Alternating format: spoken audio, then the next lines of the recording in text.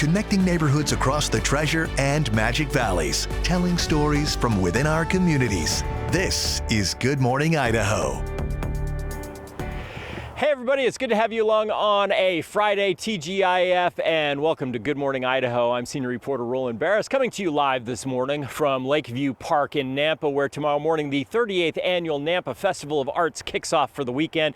It's going to be a great event. It's a beautiful venue, and there's going to be 200 plus vendors here along with food and music. It's going to be a great time, and the weather's going to be pretty nice as well. We'll check on that in just a minute. Also, we've got a lot more from our team of neighborhood reporters this morning. Greenlee Clark, for instance, showing us the Emmett community rallying behind the high school's starting quarterback after he suffered a life-changing injury. Also, our Sahana Patel highlighting local barbers in Boise donating their time and their skills to provide free haircuts for kids who are heading back to school. It sure feels like back to school weather this morning, everyone. We're gonna check on the weather right now because Sophia Cruz joins us, and it's a little windy out this morning. It's a little chilly. It feels more like September than August. I know, and you know what's coming after September, November, December, and then it's time for winter. So we're pretty close if you think about it. Ski season. Yes, ski season. I'm so excited. It puts a smile on my face just thinking about it every morning. Either way, take a look at downtown right now. It's our Friday morning and it's nice and quiet out there, bit chillier. So if you're heading out, not really too much changing just yet, but you'll notice the highs today are going to sit in those lower 80s. Now, in comparison to our average, we are below average. So normally we sit at about 93, this afternoon 82, and thank God we are nowhere near that record of 107. So as you get ready for your morning, it is going to be a chilly start to the day. So grab the light jacket, especially if you're making your way out before 8 a.m. By the time we get ready for lunch, lower 70s, so nice patio weather, plenty of sunshine on this portal. So we'll be talking about the rest of your weekend and how, unfortunately, the summertime heat is going to return before we make it to even fall or winter, Roland. Oh, no doubt about that, but you're already thinking about wintertime. Okay, that's a snowboarder for you. Thanks, Sophia. Starting now in the news this morning with a story that is new this morning. He is a Boise State legend, a Super Bowl champ, and now head coach of the New Orleans Saints. Our Allie Tripke had the chance to exclusively interview Coach Kellen Moore ahead of the 2025 NFL season. Check it out. From the blue here at Boise State to the Superdome down in New Orleans. Ahead of the NFL season, I caught up with Bronco legend Kellen Moore as he heads into his first season as head coach for the Saints. We are really, really excited about what's ahead of us. After winning the Super Bowl as the Philadelphia Eagles offensive coordinator, Kellen Moore is marching in as head coach for the New Orleans Saints. We know we got a lot of work to do. While he credits his foundations in football to his dad, Tom, who coached him in high school, his time at Boise left a lasting impact. In the football world, you just take from each and every experience. Going to Boise State and being around that program with Chris Peterson, and that really taught me just so much about how important the foundation of a culture is. And creating a really, really good environment, bringing in the right kind of people. While he tackles coaching in the NFL, he's also keeping up with the Broncos. I'm still a huge Bronco fan. We like to watch them every Saturday whenever they're playing, and what Spencer's doing is phenomenal. Last year was a fun ride. It was so cool to see those guys have that opportunity to compete in the playoff, and so. They're continuing to build. Coach to coach, Spencer Danielson says. But what I love about Kellen, outside of how he was a quarterback and obviously the amazing offensive mind he is, and he's going to be an elite NFL head coach, I'm so impressed with who he is as a person. There's only 32 NFL head coaching jobs. He's got one of them, and he's earned every bit of that. Yeah. And he still is just all about other people. Moore tells me he tries to make it back to the City of Trees once a year. It's always fun. The amazing thing about Boise is it's always growing. There's, it's the same Boise you remember. They've just filled in all the gaps. That's what I always say. The Saints will face off against the Los Angeles Chargers on Sunday for their first preseason matchup. And we'll have to see if the Super Bowl success continues with the Saints. I'm Boise State neighborhood reporter Allie Tripke for Idaho News 6. If you want to watch the Broncos from the comfort of the new North End Zone club seats, you're going to have to pony up. As we've reported, Boise State's North End Zone project will add about 1,600 premium seats to Albertson Stadium. All options come with all-inclusive food and beverage on game days, and they're going quickly. Lodge seats are sold out, and ledge seats are limited. If you want to get on the wait list for club seats, you'll need to pay a $50 deposit and sign a 5-year agreement for more than $17,000. To learn more about the North End Zone project, search for Allie Tripke's prior reporting on IdahoNews6.com. Neighbors in Emmett are rallying behind one of their own after a life-changing injury on the field. I'm your Emmett neighborhood reporter, Greenlee Clark, sitting down with the high school quarterback whose team is playing a huge part in his recovery. Jax Beniuelos leads the Emmett High School football team with not just skill, but heart and community spirit. But a few weeks ago, a football camp injury left him sidelined with several breaks and tears in his right leg. You work really hard for all year round, and you're really ready and excited to prove something, and it just kind of gets taken away from you in a way. Jax was rushed to the hospital and immediately underwent 2 surgeries. Support for the family came instantly, at first from teen mom Brandy. I asked if she could stay with me, and she said 100%. As a mom, you hope that there's another mom out there that will care for your child the way you would if you can't be there, and she was just an angel. Jax and his parents then traveled to Utah for yet another procedure. Through the pain and recovery, Jax's mom, Amy, saw her son's resilience firsthand, describing him as nothing less than a warrior. In the hospital, he said, "Mom, God has a plan for me, and I didn't know this was in the plan, but I'm in his hands, Mom, and he's going to take care of me, and I'm going to do something even greater." A broken leg couldn't hold Jax back. From his wheelchair, he showed his 4-H goat in the Gem County Fair with a little help from his teammates and younger brother. I love my brother. He's always been very supportive of everything I do. Despite the setback, Jax still has dreams of playing D1 college football, but in the meantime... Just because I can't become a better player this year doesn't mean I can't become a better teammate, leader, and all those sorts of different things. Jax will still be an active leader on his team this year, serving as the de facto quarterback coach. The team's first home game will be on August 29th. I'm your Emmett neighborhood reporter, Greenlee Clark, for Idaho News 6. If you've shopped for groceries lately, you know prices are up, especially for popular items like eggs and beef. Now, the Idaho State Republican Party is proposing a solution: no more sales tax on food. Party chairwoman Dorothy Moon sharing the announcement, saying if legislators won't act, they'll do it themselves. Moon says Howard Riernerson, the chair of the Payette County Republicans, has drafted a citizen initiative with hopes of putting the issue before voters. A signature gathering effort is now underway. In Idaho, initiatives need at least 6% of registered voters from more than half of Idaho's 35 legislative districts to qualify for the ballot. In this case, that's about 70,000 people. It's worth noting Idaho already offers sales tax relief on groceries in the form of the Idaho Grocery Tax Credit. Anyone can file a tax return and get a $155 credit per person. For example, a family of 3 would get $465. The goal is to offset the taxes a person pays on groceries.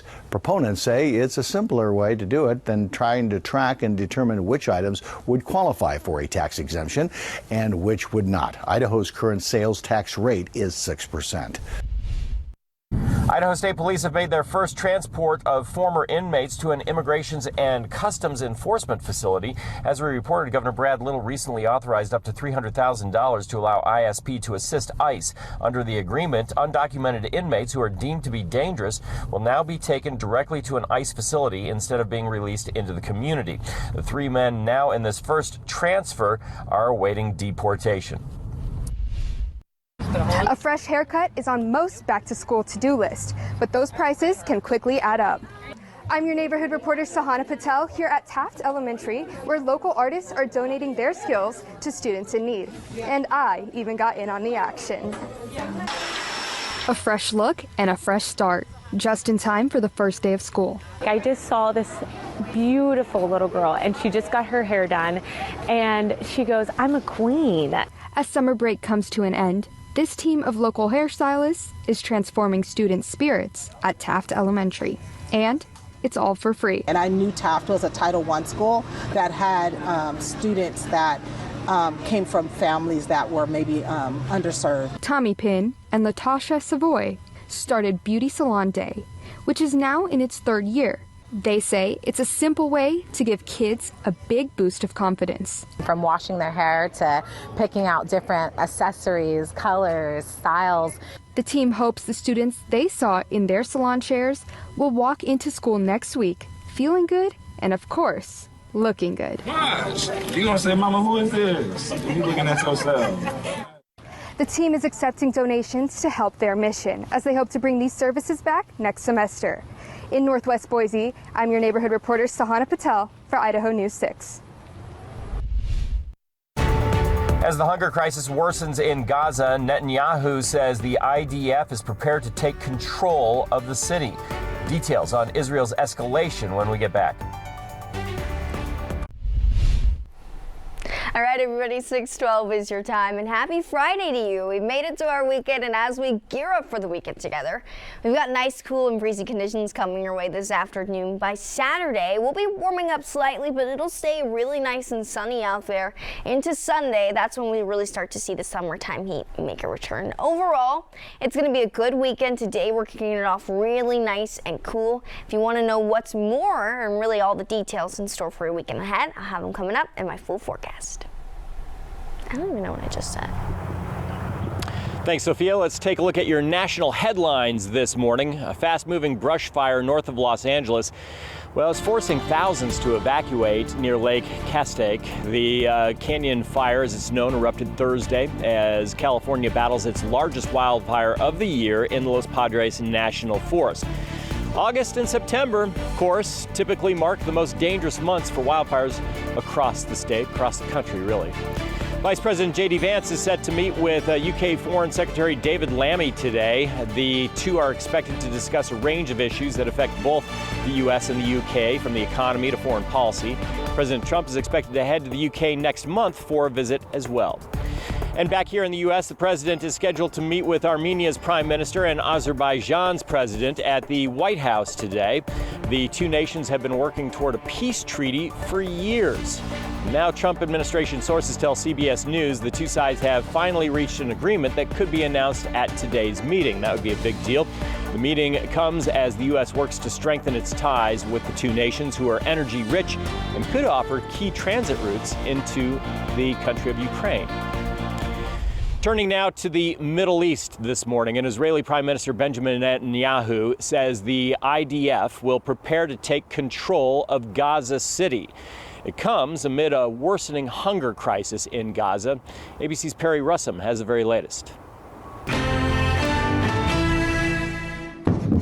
This morning, blast seen in Gaza after Israel's security cabinet approves a new plan they say is aimed at taking control of Gaza City while defeating Hamas. The plan stopping short of full occupation of Gaza. It has 5 key objectives, including disarming Hamas, returning all hostages, and Israeli security control in the Gaza Strip. A group of hostage families calling Netanyahu's proposal a death sentence for their loved ones. In Gaza, this man says there is nothing left to occupy in the first place. We're already dying. This man calls Israel's plan shocking. He says they are living under occupation from the air, the land, and the sea. Ahead of the vote, Netanyahu on Fox News saying after taking temporary control in Gaza, Israel would hand it over to another governing body. We don't want to keep it. We want to have a security perimeter. We don't want to govern it. We don't want to be there as a governing body. We want to hand it over to Arab forces that will govern it properly without threatening us and giving Gazans a good life. That's not possible with Hamas. Israel facing intense scrutiny over the worsening hunger crisis in Gaza. The World Health Organization now says last month, nearly 12,000 children under the age of 5 were identified as being acutely malnourished. The ongoing blockades must be stopped, and greater volumes of aid need to come in to rebuild critical reserves. In Tel Aviv, demonstrators calling on Netanyahu to end the war. We want him to stop. We want to stop the war. We want to bring the hostages home, and we want to stop the suffering of the Gazan people. Hamas is calling Netanyahu a war criminal, saying he is planning to continue his campaign of genocide and forced displacement. Perry Russum, ABC News, Washington. Welcome back, everyone. We're talking about the 38th annual Nampa Festival of Arts, and Rebecca and Molly are joining us. You guys are with the... We're with the City of Nampa Arts and Historic Preservation Commission. So this is a great event, obviously, that has been here for 38 years, and it says something, I think, you guys, about just how this community embraces the arts. Yeah, so we're 2 of 7 members of the Arts and Historic Preservation Commission that just try and preserve the unique history and culture of the city of Nampa, and then promote the arts, which the Arts Festival is obviously a huge part of in our city. I got to tell you, just an example of that, we're driving by the big water tower that they're putting up. It looks gorgeous, by the way. Oh, it does. And yeah, hopefully we'll get some murals on that as well. But if you don't, all right, we do have these great walking tours, and you can get these flyers soon to be around the city. This is brand new, but you can also go on our website, the City of Nampa website, and you can kind of download, or you can get a QR code, and can get a free guided walking tour of all the arts here in Nampa. And you've heard of Freak Alley in Boise, right? Oh yeah, absolutely. Yeah. Did you know that Nampa has Wall Street? No, I didn't know that, actually. It's a bunch of curated local artists, murals right here in the historic downtown Nampa. Free to walk, take your kids. It's I don't know, it's great. There's also roundabout art. We got art everywhere here in Nampa, which a lot of people don't know. We really do, and it's such a great thing because it makes a community so much better, doesn't it? Oh yeah, for sure. We also have a historic walking tour for downtown Nampa that's full of our really interesting history that a lot of people don't know about. So you can learn all about that at the 38th Annual Festival of Arts going on this weekend down here at Lakeview Park. Thanks for being here, guys. Thank really you. Appreciate it and telling us all about that. Let's find out how the weather's going to be, because I know it's cold this morning. It's going to be nice this weekend though, right, Sophia? Yeah, it's going to be good weather for the Nampa Arts Festival, especially if you are heading out tomorrow. As we get ready for the next couple days, you'll notice that it's already feeling pretty cool when you walk outside. However, it doesn't last very long. So taking a look at downtown right now, the sun's coming up. It's going to be a nice clear start to our day. It looks like there's some kind of bug on this map too. But either way, as you make your way out this morning, mid-50s, so chilly start. Grab the light jacket, but you won't need it for the afternoon ahead. What we have happening right now is we have that cooler weather maker making its way through northern Idaho and through portions of Montana at the moment. Ahead of that, yesterday, we saw a cold front come in. So that's what's streaming in all of these clouds that you see over into eastern Idaho, from Idaho Falls to Twin Falls. Mostly for us, it's just going to bring on that cooler start to the day and cooler afternoon ahead. Now, as we take a further shift off to our west, you see this upper level ridge, which is the area of high pressure we have going in this clockwise motion. This in turn is going to raise up our heights, which also brings up our temperatures. So when you take a look at the weekend ahead and really next week, we do see things warm up. So this nice relief and this drastic temperature change we're getting across the area right now, between 8 degrees in some spots, 10 in others, 16-degree difference in Stanley waking up. It is a chilly start to the day, especially if you're riding out in Stanley this morning, just at freezing 32. Also some mid-50s following along in those valley floors. By this afternoon, things do look really nice though. So if you are heading out, maybe you have some outdoor plans, it's going to be the perfect day for them. You've got mid-80s stretching along your valley floors, mid-70s following along into our mountains. And throughout this evening ahead, it still stays relatively cool. So if you maybe head out to happy hour and it goes a little longer, we won't judge it. But you've got those lower 80s through 7 o'clock, and then by 9 p.m., mid-70s, nice and clear skies. So just to give you a good look at the forecast ahead and just the future cast, this shows you through 9 a.m. we stay nice and clear. Throughout the evening, no rain, just all the sunshine. It's also going to be good for taking some pictures. If you do take some pictures, be sure to send them in on idahonews6.com. Through Saturday morning, few clouds lingering out into our west central mountains, but overall, it's going to be a good weekend. Now again, the heat is going to return though, so by Sunday, we'll be sitting in those lower 90s. Not the hottest we've seen it, but into next week, we will still see it and continue to see temperatures rise through at least Tuesday when we top out in those mid to upper 90s. And then next week, mid 90s, maybe we'll be touching towards those upper 80s, but still a hot week is ahead.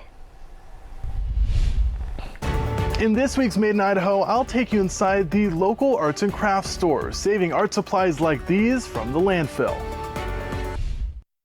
Ever needed something small or random for an art project? Well, in this week's Made in Idaho, I'll take you inside the volunteer-run art supplies store, giving everything from fabric samples to construction paper and even picture frames a second chance at life. We're kind of like a thrift store for art supplies. Joni Schofield, along with a team of volunteers, runs the Reuse Market in Garden City, where you can find anything from threads and knitting needles to school supplies, all for pennies on the dollar. It gives them a much more affordable resource for materials. You know, they're not paying retail, they're not shipping through, you know, big merchant and having to wait to find things. The goal of the nonprofit shop is to keep as much raw material that can be used as art supplies out of the landfill as possible. The things that we handle, you know, thread, fabric, yarn, paper even, is pretty lightweight. But just in 2024, we diverted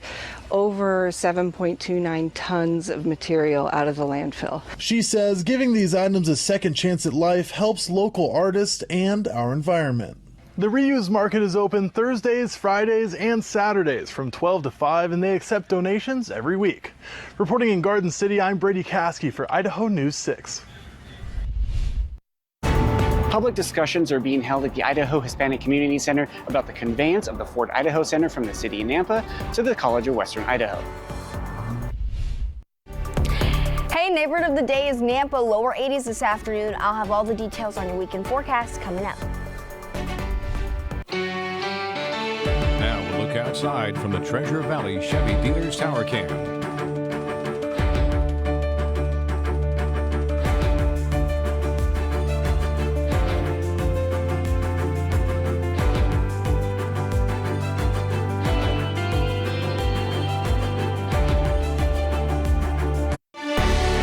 Connecting neighborhoods across the Treasure and Magic Valleys, telling stories from within our communities. This is Good Morning Idaho. It is 6:30 on a Friday morning. Welcome back to Good Morning Idaho, everybody. I'm senior reporter Roland Barris. We are live this morning from Lakeview Park with a preview of tomorrow's 38th annual Nampa Festival of Arts. Runs through the weekend. More than 200 tents are going to be up here with all sorts of amazing artisans. We're going to tell you more about that coming up. Also, much more to get to from our large team of neighborhood reporters like Brady Caskey this morning, who shows us the triennial emergency training at Boise Airport. They do this every so often to make sure crews are prepared for what to do in a worst case scenario. Also, in this week's Idaho Backroads, Steve Dent is going to take us to Yellowstone, popular place these right now. It's on track to see the most visitors in park history this year. If you can imagine that, and I can because I've been there once and it's absolutely gorgeous. But let's get the latest on our weather to kick things off this half hour with Sophia Cruz. Good morning, Sophia. Good morning, Roland, and happy Friday to you out there. I see you got your jacket on. We've got some nice sweater weather going this morning. Yeah, so as you get ready for the day, it is going to be a chilly start. So our suggestions what to wear. It's going to be the day where you want to grab the light jacket, and you're probably thinking, really? But yesterday we had that cold front move through, so morning lows are sitting in those mid-50s as you head out for breakfast. By lunchtime, if you want to sit on the patio, it's going to feel really nice then. You'll get those lower 70s, and then by dinner, lower 80s, nice refreshing weather. It's going to feel almost, I feel like this is just a preview to fall, Roland, that we're getting this morning. At least I'm taking it as that. I know, we're going to get some heat coming our way again, so it's nice that summer's not quite over yet, but it will be soon enough. Thanks, Sophia. Appreciate it. Turning to the future now of the Ford Idaho Center, since we're in the Nampa area this morning. The Nampa community is discussing its transfer from the city of Nampa to the College of Western Idaho. And our Keith Burrell has the very latest.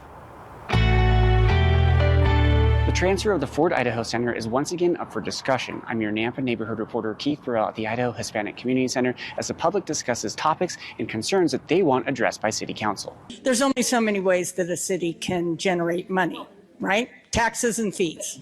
So we need more taxes. And I, as a citizen of Nampa, would pay more money. Emotions ran high as around 25 community members and 4 of the 6 members of City Council are discussing the outlook of the Ford Idaho Center. A year in the making, a City Council vote is looming. The city providing questions they want feedback on. Feedback from the discussions compiled and sent to City Council and the mayor. The city is asking about how to fund the Idaho Center. While one person did say they'd be fine with more taxes, several are looking at the Idaho Center's management contractors, Oakview Group. To increase the percentage that the management company gets of the revenue.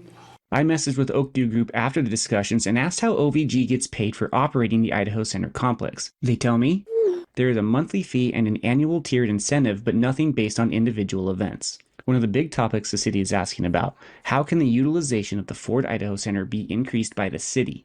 Yeah, we're talking about what Randy talked about, taking 3 acres, building or leasing it for commercial. Councilmember Randy Haverfield projects that this section of parking along Idaho Center Boulevard could be converted to a strip mall and leased, possible if 25% of the Idaho Center's available spots are compact.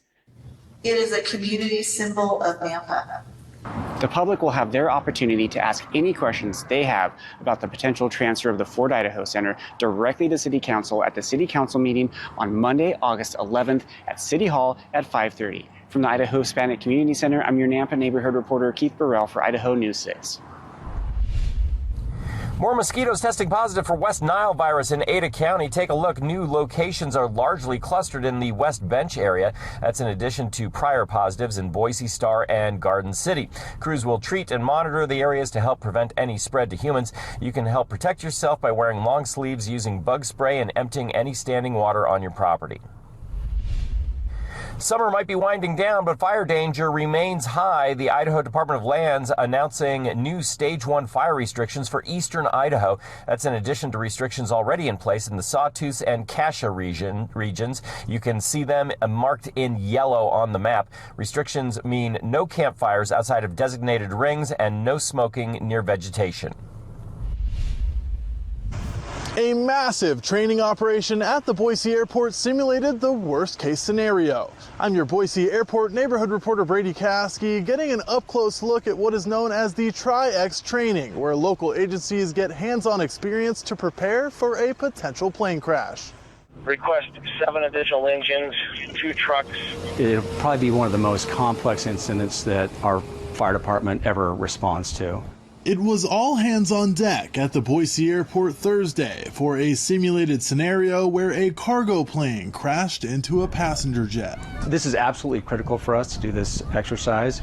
Make sure that when if something, God forbid, were to happen like this, that we'd be ready for it. Division Chief Mike Walker with Boise Fire tells me they had 63 simulated victims with injuries from minor to major that firefighters tended to during the training.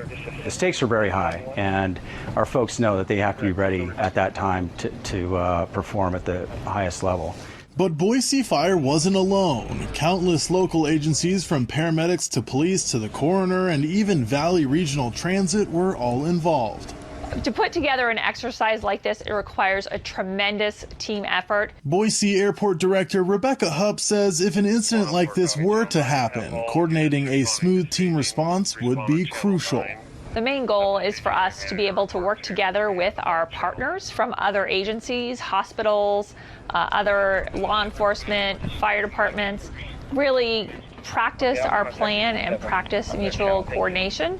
We practice this because it's important. It's something that we hope we never ever have to actually implement. Boise Fire is federally mandated to be able to respond to the furthest runway at the Boise airport in 90 seconds, and their aircraft rescue and firefighting team got to practice their response. We did a pretty good job, I think, of setting up a very realistic situation. And if you don't do this exercise, or an exercise like this, you're just making it up as you go in the real thing.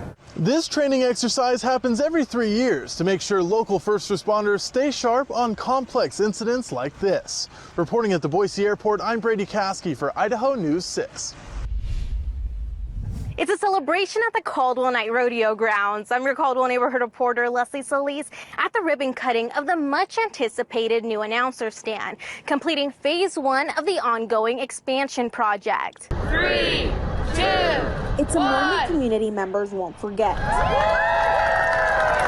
Welcoming the new announcer stand to the historic grounds of the Caldwell Night Rodeo, as they are soon to celebrate 101 years. What happens when a community comes together, we get behind something, and we can create something that will be, everlasting in the community, that will be here for another 100 years, and will grow the sport of rodeo here in Caldwell, Idaho. I've been following this story from each phase through demolition and showing you the process through the construction. Idaho News 6 were the first media outlet to get the exclusive behind-the-scenes look of what the stands look like from inside. The old announcer stand was built in 1960, early 60s. It had no air conditioning. It was hot. That's where that became a priority. The completion of the announcer stand is just phase 1 of a $7.5 million Capital One expansion project that many donors, including the city of Caldwell, have helped develop. When we started looking at the plans, we realized, okay, if we're going to do this, we have an opportunity to also include some premium skyboxes. With skyboxes in the announcer stand, phase 2 of the expansion project will bring skyboxes around the rodeo stands, which will also include views for the College of Idaho football field. And we're looking forward to where we can have win-wins. And when we can have a win-win with the College of Idaho and the Caldwell Rodeo, only the community members are the ones that benefit the most. Board leaders tell me the announcer stand just cost around $3.5 million of the project, but they are still in budget, and phase 2 will start as soon as the 2025 rodeo closes its doors.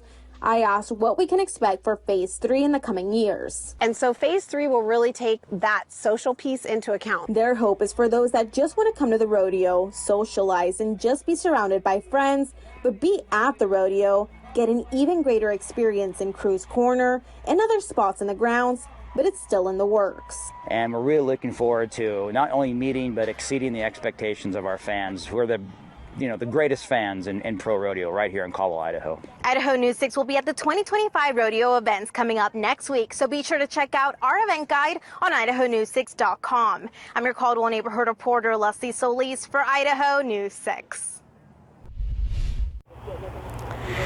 20 minutes before the hour on this Friday morning, let's take a look at what's happening in your neighborhood today. A special date night movie night over at Meridian Settlers Park. Couples and friends can enjoy a PG-13 film Under the Stars tonight on a giant 30-foot inflatable movie screen. Just bring your own blankets and chairs and bug spray, and you can find out more about the showing on the City of Meridian's website. A performance tonight in the Star Summer Concert Series to tell you about from 7 to 10 tonight in the backyard of the Star River House. The band Push to Play putting on a show. You can also find food trucks, sweet treats, and libations. And the next concert in the series will be held on the 22nd. And of course, it is the 38th annual Nampa Festival of Arts this weekend. You can expect over 200 artisans, food vendors, and entertainers, all for the enjoyment of the community, plus a fine art show and free inflatables for the kids. We'll also have a tent down here from Channel 6. So come on down and say hi to all the gang that'll be down here. We'd love to see you. We're at Yellowstone National Park and it's busy. It's on pace to be the busiest year ever at Yellowstone. All right, well, happy Friday, everyone. The weekend is here, and as far as the weather headlines go, we've got a cool and breezy afternoon in store for us. By Saturday, a slight warm-up, still sunny though, and then into Sunday, we'll see that summertime heat return. It gets even a little hotter into next week. I'll have all the details you need to know on your latest forecast coming up. Yellowstone National Park had record attendance in May, near record attendance in June, as America's oldest park is on pace to have the most visitors ever in 2025. I'm your Idaho Backroads neighborhood reporter, Steve Denton. I've got the tips and tricks to help you enjoy your time in Yellowstone while also staying safe. Wow, we passed everybody. Tip number 1, always have your pass before you get into the park. Picking up your National Parks Pass online or at a place like Craters of the Moon can help you bypass the line at the entrance. But if you come in the west entrance like we did and head towards Old Faithful, you'll enter the busiest area of Yellowstone because it has so many hydrothermal features. They have a very strong sulfur smell, smells like rotten eggs. Carrie Hills, his daughter, and her best friend are recreating a trip they took to Yellowstone 9 years ago. Carrie has definitely noticed the crowds in the geyser basins. Some of them we skipped yesterday because there was lines of cars just trying to get in, and so you couldn't even really get into the feature. Tip number 2, avoid the busy sections of the park in midday. Carrie returned to this area of the park to see the Grand Prismatic Spring in the evening. Yeah, we're getting out early, and then taking breaks in the middle of the day, and then we are going out after dinner and trying to catch stuff that we weren't able to see earlier in the day. July and August mark the busiest months of the year in Yellowstone as people come from all over the world to experience this geological wonder. And there's always a crowd at Old Faithful. This is probably the most intense area for crowds. It's like that because everyone wants to see the beauty of what this is. I'm your Idaho Backroads neighborhood reporter, Steve Dent, for Idaho News 6. Hey everyone, it's 12 minutes before the hour. We're talking about the 38th annual Nampa Festival of Arts that is going to be going on here at Lakeview Park this weekend. Steve Delgadillo is joining us, and he is with the El Dorado Institute. Tell us about your association with this event and how things have changed this year. Well, this is the first time we're going to be having this event here, and I want to thank the sponsors that helped us to come to this event to fund this program for 2 years. It's the Wallace Foundation actually had the funding, and they came through to Creative West, and that's 2-year funding for this event. And it's happening with the Hispanic Community Center there in IH2C. Which is just right across the street. Right across the street from the park. Makes total sense. And they'll be dancing this morning from about 9 to 10:30. Saturday morning. They'll be dancing, Saturday morning here right by the stage. Right. So it'll be Native American dance and Danza Azteca. So it'll be the first time they're coming together here at this event and expanding the annual Festival of the Arts. And the idea is to have the festival over here, you have dancing and performances, but then you can also go see performances across the street as well, correct? That's right. They are actually providing Danza Azteca lessons for free on Wednesday and Friday evenings. Right. And there's also that art gallery that is fabulous. I mean, it's spectacular. And we welcome comments and enjoy it. And it'll get better every year, as it always has. And we just think it's a great cooperative, and to join forces and to have some exposure on both sides of the streets, it's a really cool thing. So thanks so much for being part of it and doing so much to get that taken care of, Steve. We really appreciate it. We're going to be down here, of course, with our booth for the 38th Nampa Festival of Arts throughout the weekend. Come down, check it out. You won't regret it. It's a great, great time. Steve knows as well as I do. All right. Thank you. Reporting from Nampa, I'm senior reporter Roland Barris, Idaho News 6. Thank you, Roland. All right, well, happy Friday, everyone. I hope you are off to a good start on this Friday morning. And it's Friday, so I couldn't leave it without jam. I feel like we haven't had one of these in a while, but it's Man-Child by Sabrina Carpenter. She actually has an album coming out later this month, which I'm excited to listen to. But either way, while you're heading into work, it's going to be a chilly start to the day, so it almost feels like sweater weather out there. A little bit early to start saying that, I know, but you've got mid-50s as you head out to start the day. By the time you're coming home, lower 80s. So it's going to be a nice sunny day ahead of us, also cool. High temperatures sitting in those mid-80s, so already a big change from yesterday, but the change does not last long. By Saturday, we'll be sitting in those upper 80s. We'll still get some sunshine and some nice light breezes, but it is going to get a bit toastier. And then Sunday, that's when we see that summertime heat return with lower 90s expected. The reason we're seeing this big change is because of this trough making its way across northern Idaho and into Montana. That's bringing in all of that cool, dry air behind it. Yesterday, ahead of this, we saw a front come through, so that's also why we're looking at temperatures fall. Making your way further into the west, you'll notice that we have this upper level ridge building. This is in turn going to bring up temperatures as we make our way into Sunday and following into next week. Hey, but that doesn't really stop very much of your weekend plans, because when you take a look at our futurecast, here's what it looks like. Nice sunshine to kick off your Friday morning. No clouds heading into your Friday afternoon, but you will get some gustier winds. We will see some gusts upwards towards 20 miles per hour, but it'll really just complement the weather, for being honest. By Saturday morning, few clouds hanging over to eastern Idaho. No change into Saturday afternoon. Into Sunday, that is the same story. So what your plans need to be is something outside, especially to enjoy this nice cooler weather pattern that we have, at least just for a bit. By Saturday, you get those upper 80s, lower 90s following into your Sunday, and then stretching over into next week, Monday, Tuesday, Wednesday, and even Thursday, we'll be seeing those mid to lower 90s return. So that heat isn't necessarily gone just yet. We still have a couple hot days ahead of us before we reach fall, and eventually it'll be winter, and this will look completely different. Either way, it's Friday morning now, so we're going to go ahead and get you ready for the best commute of the week. Idaho News 6 Traffic is brought to you by Champion Windows.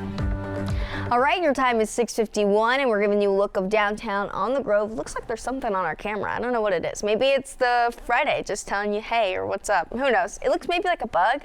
I really don't know. Either way, the sun's coming up this morning, and as you start to make your way out the door, those drive times haven't come up yet. So heads up if you are heading out. It's all nice and green right now, so it's a good start to the day. Taking a look closer at some of our neighborhoods, Kuna looks to be a nice quiet start if you're heading out here. Also, if you're making your way out Meridian, nice roads looking good on Franklin and also on Cherry Lane. So if you're going in those directions, also a quiet start to the day.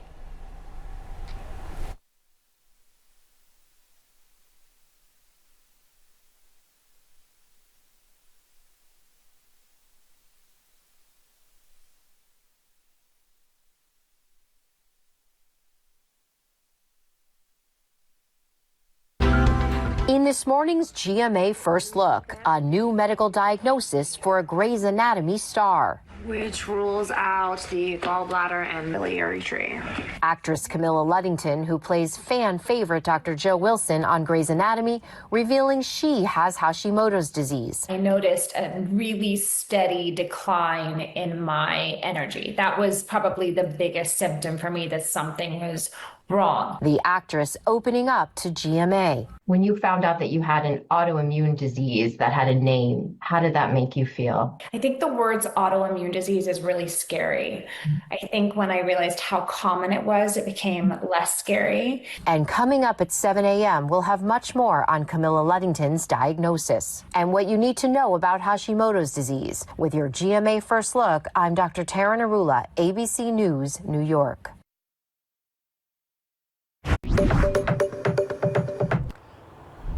Welcome back to Good Morning Idaho on a Friday. It's a big moment right now because I can see the sun coming over the horizon. It is gorgeous out there. We're just wrapping things up here, and in case you missed it, these are the top stories we're following from our neighborhood reporters.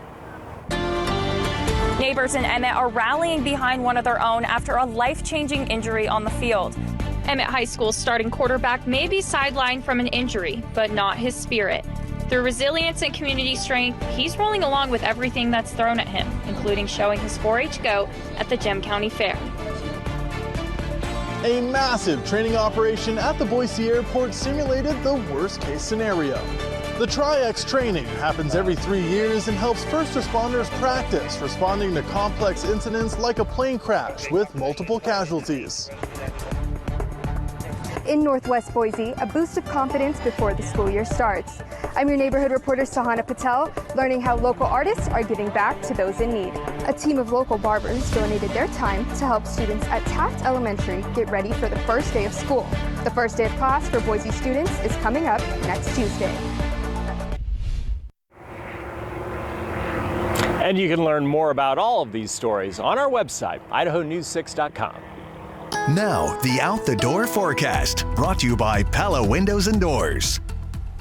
All right, well, happy Friday, Idaho, as we get you ready for your Friday morning. It is going to be on the chillier run, so mid-50s, which is a slight change from yesterday. As you head out for your morning, by the time we get ready for lunch, we'll be sitting in those mid-70s, so it's going to be really nice and cool. If you get ready for the evening and maybe head out to happy hour around 3 o'clock and make your way through 5, lower 80s. So it's going to get a little bit warmer into this afternoon.